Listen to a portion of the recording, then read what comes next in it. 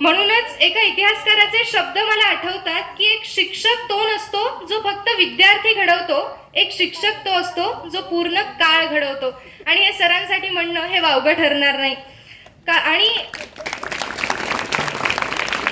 आणि कदाचित याच गोष्टीची अनुभूती यावी म्हणून सर्वजण नाटकर सरांना भूमिपुत्र म्हणून देखील ओळखतात.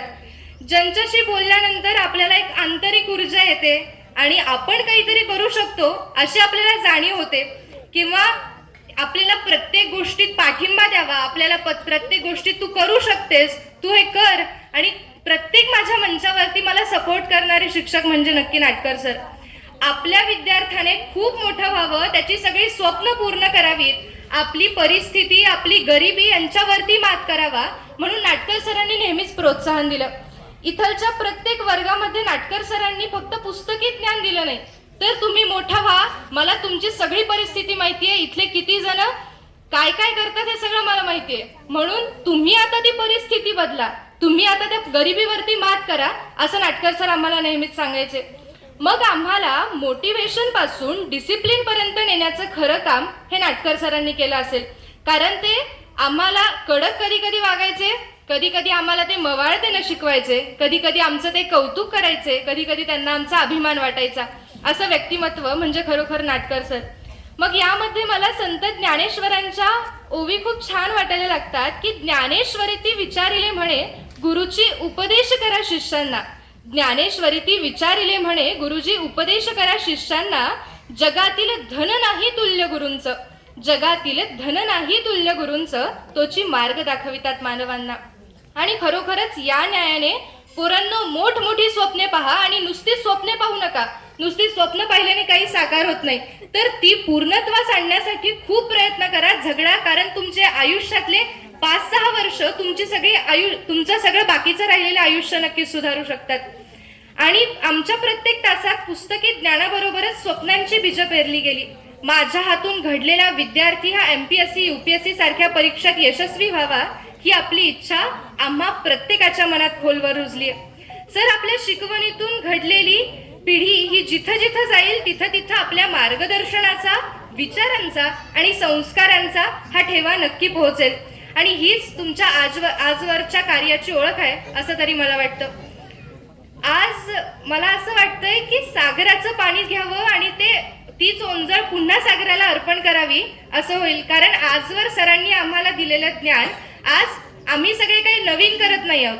आज तुमच्याचकडून जे काही आम्हाला आलंय तेच पुन्हा आम्ही तुम्हाला देत आहोत.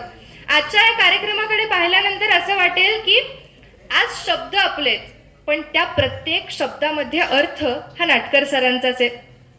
कारण आजचा आपल्या कार्यक्रमामध्ये माझ्या सर्व मित्रमैत्रिणींना सरांनी आमच्या प्रती पाहिलेली, आमच्या डोळ्यात रोवलेली जी काही स्वप्न आहेत, ती फक्त रोवलेली स्वप्न नाहीयेत, तर ती आमच्यावरती सोपवलेली एक जबाबदारी आहे. ती फक्त अपेक्षा नाहीये, तर ती आमच्यावरती त्यांनी सोपवलेली जबाबदारी आहे असं मला वाटायला लागतं. म्हणूनच आणि ह्याच ज्या जबाबदारी तुम्ही आमच्यावरती सोपवल्यात त्या आम्ही नक्कीच पूर्णत्वास लावू. खरं तर नाटकर सर हे सगळं सर प्रत्येकाविषयी जे बोलतात, जे वागतात, जसं त्यांचं व्यक्तिमत्व आहे हे मी भाषणामध्ये मांडलं. परंतु वैयक्तिक माझ्याविषयी ज्यावेळी मी नाटकर सरांशी बोलते, माझी एखादी जरी स्पर्धा झाली, एखादा जरी बक्षीस जर भेटलं, मग ते 3रा क्रमांक का असेना, 2रा क्रमांक का असेना, पण त्यावेळी नाटकर सरांनी जो अभिमान दाखवला की तू ठीक आहे, यावेळेस तुला 3रा क्रमांकाला, 2रा क्रमांकाला ठीक आहे, पुढच्या वेळेस अजून तयारी करू शकतेस, पुढच्या वेळेस अजून छान बेटर कर, हे जे प्रोत्साहन असतं हे प्रत्येकाला भेटत नाही, म्हणजे प्रत्येक शाळेत भेटत नाही. हे जे मला या शाळेने दिलं, प्रत्येक शिक्षकाचा जो सपोर्ट होता, मग तो शिक्षणात असो, मग तो भाषणात असो, मग तो वादविवादात असो, माझ्या प्रत्येक संधीला मला जे प्रत्येक त्यांनी स्टेज दिलं की तू करू शकतेस. प्रत्येक विद्यार्थ्याला एकच फक्त पाहिजे असतं की तू करू शकतोस. हा जर त्यांना मंत्र जर भेटला तर तो आयुष्यात काही पण करू शकतो. आणि खरंच मला ते नाटकर सरांनी दिलं म्हणून मी त्यांची ऋणी राहील, आभारी आहे. आज एक कविता सादर करते आणि मनोगताला माझा विराम देते. फळावर रेषा ओढताना तुम्ही नकाशेच नाही काढले सर, फळावर रेषा ओढताना तुम्ही नकाशेच नाही काढले सर, तुम्ही आम्हाला काळ, संस्कृती आणि राज्यघटना वाचायला शिकवलीत सर. इतिहास तुमच्याकडे तारीखांचा गठ्ठा नव्हता, कारण सर इतिहास, भूगोल, नागरिकशास्त्र शिकवायचे, प्रत्येक विद्यार्थ्याला जर पाहिलं तर तोच विषय सगळ्यात अवघड जातो, की आम्हाला इतिहासातल्या तारखा काही लक्षात राहत नाहीत, भूगोलातल्या नद्या कुठे आहेत, पर्वत कुठे आहेत हे आमच्या काही लक्षात राहत नाही. आणि अशा विषयाला सरांनी इतकं सोपं करून सांगितलं की तो जिवंत माणूस होता, चुकणारा, लढणारा आणि घडवणारा. भूगोल तुमच्यासाठी फक्त नद्या पर्वत नव्हते, तो माणसाच्या नशिबाशी जोडलेला एक शांत पण कठोर सत्य होता. आणि नागरिकशास्त्र हा विषय नव्हे, तो पुस्तकात नव्हता, तो तुमच्या शब्दातून जबाबदारी म्हणून आमच्यात उतरलं. मी घडवलेला विद्यार्थी MPSC UPSC मध्ये यशस्वी व्हावा ही तुमची इच्छा आमच्यासाठी ध्येय बनली सर. कदाचित प्रत्येक जण अधिकारी होणार नाही, पण प्रत्येक जण जागरूक विचारशील नागरिक नक्की होईल. आज तुम्ही निवृत्त होताय, पण तुमचं अध्यापन इथे थांबत नाही.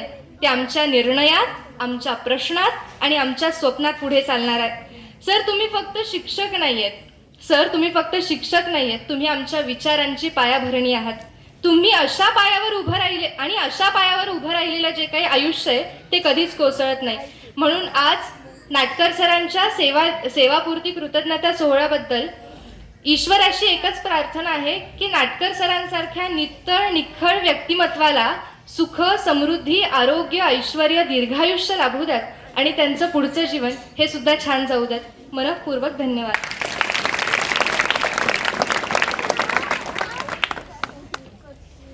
यानंतर मी माझे गुरुवरी आदरणीय श्री जगदाळे सर यांना विनंती करतो की त्यांनी आपलं 2 शब्द पण मनोगत व्यक्त करावं.